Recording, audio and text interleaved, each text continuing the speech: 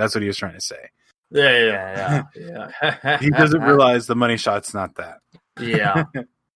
Which when I heard when I was a kid, Val Venus came out, like 98, I think it was. I was, a kid, I didn't really understand that terminology back then.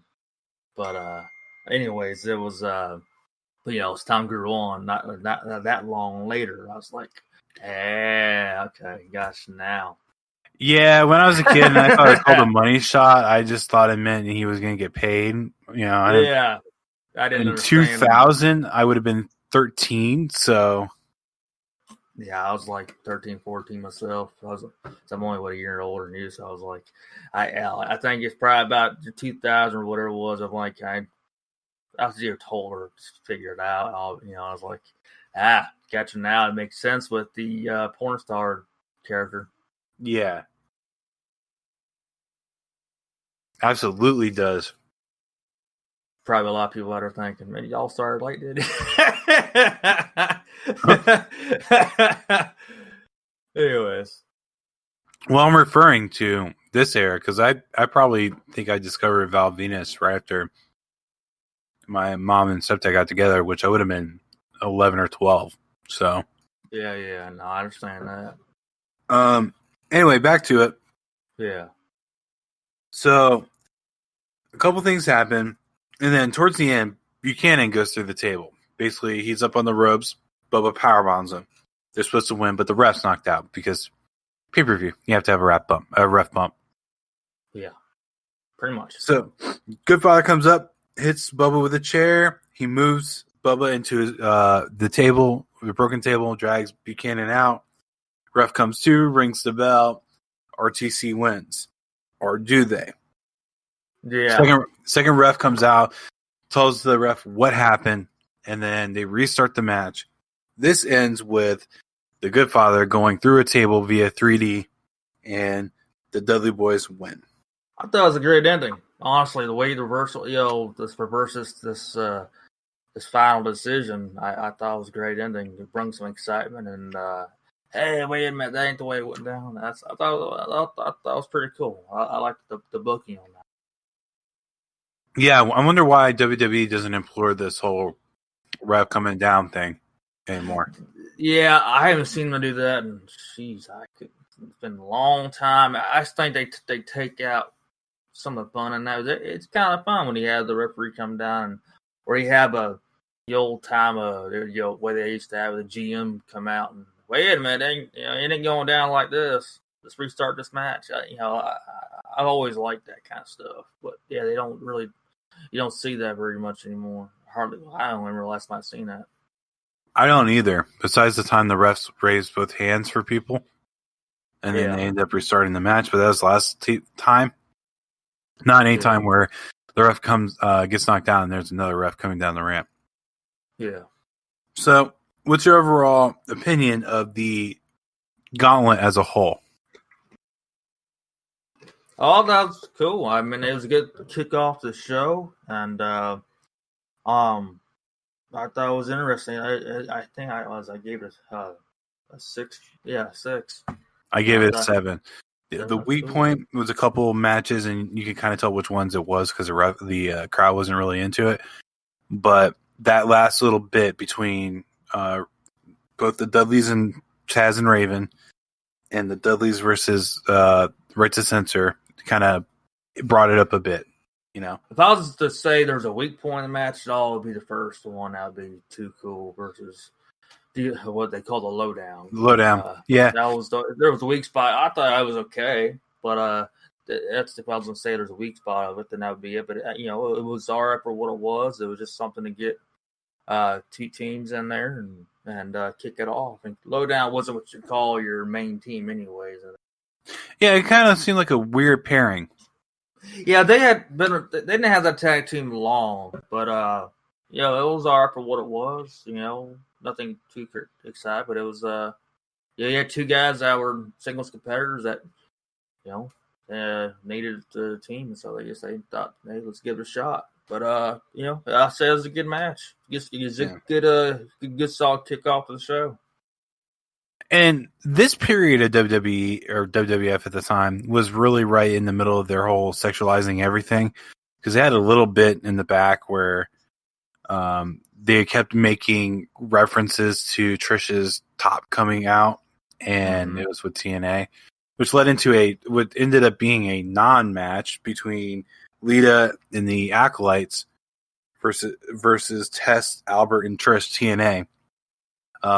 Basically, Tess and Albert took out the Acolytes backstage, so it ended up being Lita versus all three.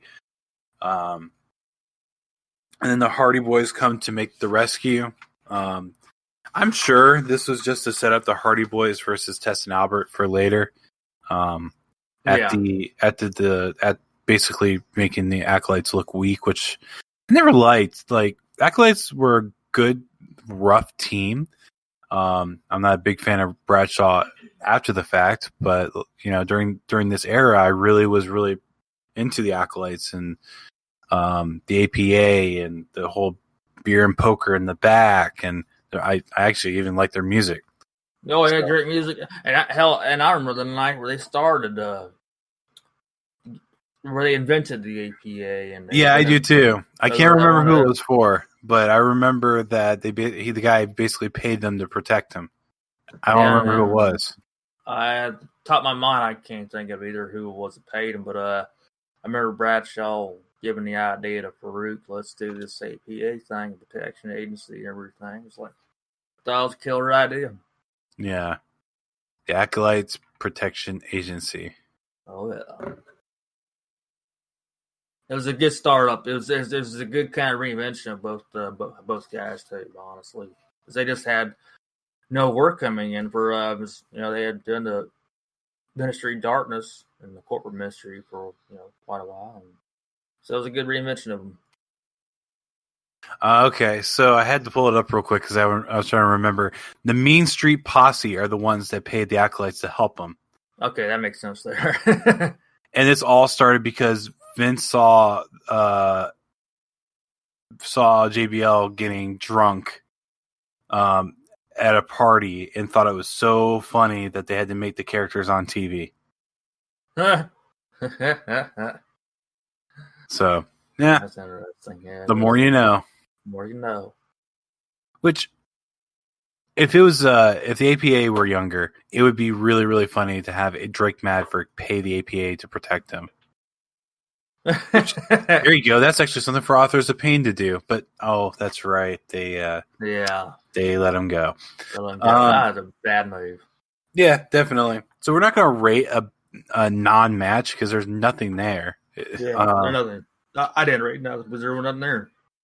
But the very next segment was probably one of my favorite segments of the show that wasn't a match, and that was Edge and Christian in the back. Basically where she's like, "Oh, I heard you guys are sick and can't wrestle." He goes, "Yeah, we had some food poisoning, but I'm here to assure you that my nuts are good." And she's like, "What?" He goes, "Yes, we went to a movie and we ate popcorn and had some nuts and we got sick, but come to find out it was a virus that our nuts are good. Here, let me show you my nuts," and brings out a big bowl of nuts. And Christian goes, "Oh, your nuts are huge." And they had this going for a bit, and it's very adolescent humor. It's very, let's be frank, toilet humor, but the way that they pulled it off made it 10 times better.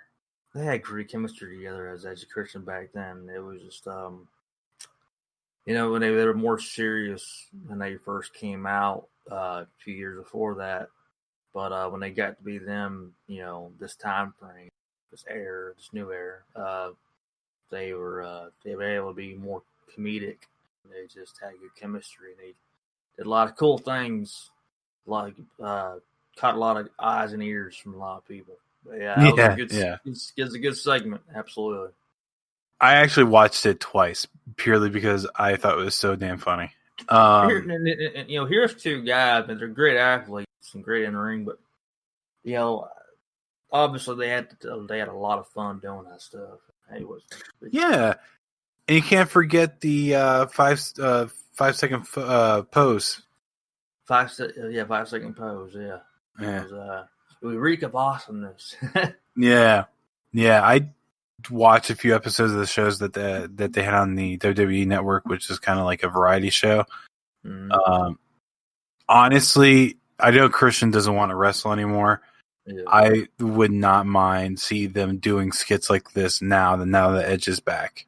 Boy, that'd be cool. And I was there the night that Christian won his world title, and so was your brother and your mom too. Yeah. They sat on the other side of the dome for me, but that was awesome seeing Edge come out there and support too. But it was cool. Yeah. The WWE could have done so much more with Christian. Oh yeah, kind of like what TNA did. Oh yeah. So, but Vince McMahon's weird about who he picks, who he wants to carry it, the torch, if you will, for the company. So, nothing you can do there. Next up was the Y2J versus X-Pac in a cage match. I will be frank, I do not remember this storyline or beef at all. I do vaguely remember, not to the full extent of knowing everything that happened, but I had to kind of catch up my memory when I seen it. It was like, it was good. Mm-hmm. Sort of a little bit of what I can recall. I remember the match because as I'm watching, I'm like, oh yeah, Jericho did wrestle in a cage match against X-Pac, but I could not remember the story at all and how that became a thing. But ultimately, and this is the main part that I remembered from it, is when Jericho locked in the walls of Jericho on top of the cage. I remember that very vividly. Yeah. But he does that, and honestly, Jericho doesn't really. I can't. Besides this and Ambrose Asylum and a couple other ones, I don't remember him doing many cage matches. No, he not what you call been a so he hadn't been known for doing much cage matches or any really hardcore matches. I mean, the Ambrose thing was the first time he ever landed on thumbtacks. Yeah, I think the first time I seen him in any kind of hardcore match, him and Kane did a last man standing. I believe it was that same year. I believe it was. I think it was too. I think it was. I don't remember Pet Rewrite at this moment, but that same year, him and Kane last man standing. That was the first time I can recall him ever. At least before. Okay, yeah, I know a lot of people are thinking, before he got in WWE and WCW. That's what I'm talking about. I ain't talking about the years prior. I'm talking about when he got on in a major promotion as far as pop culture. That's what I'm getting there. That's what I'm saying to all our listeners out there. So he actually talked about this on his podcast on how it became to be they landed on the tax. I'm sorry, this wasn't on a podcast. It was actually a video I found. Mm-hmm. Apparently, because Dean Ambrose did a lot of stuff with CZW, it was actually going to be that Jericho would win that match. And that the way that they were going to do it is that Jericho was going to hit the dirty deeds on Ambrose and he was going to take it on the tax. And then he's going to lock in the walls of Jericho. Well, Vince McMahon changed after they begged and got the okay for the tax. A couple weeks later, Vince McMahon changed who he wants to win and made it to where Ambrose was supposed to win. So Jericho goes, I can't tell him to take away the tax now. I guess I'm landing on some tax. And he said that he went to Bubba Ray Dudley, and he goes, how do you land that tax well? He goes, you don't. So that's hilarious. You don't. You just take it. And he was saying during the story, he goes, all right, I don't appreciate being laughed at, but all right. So yeah, that Jericho was not a hardcore guy. And relative to Jericho, he just announced, I think either today or yesterday, he has a new book coming out for pre-order, the complete list of Jericho and all his matches over the last 30 years. So if you guys are avid readers, which it's $35 right now on pre-order. I like reading. I have a couple of his books already, but I'm gonna wait for this one. Yeah. I'm still missing a few of his books. Either way,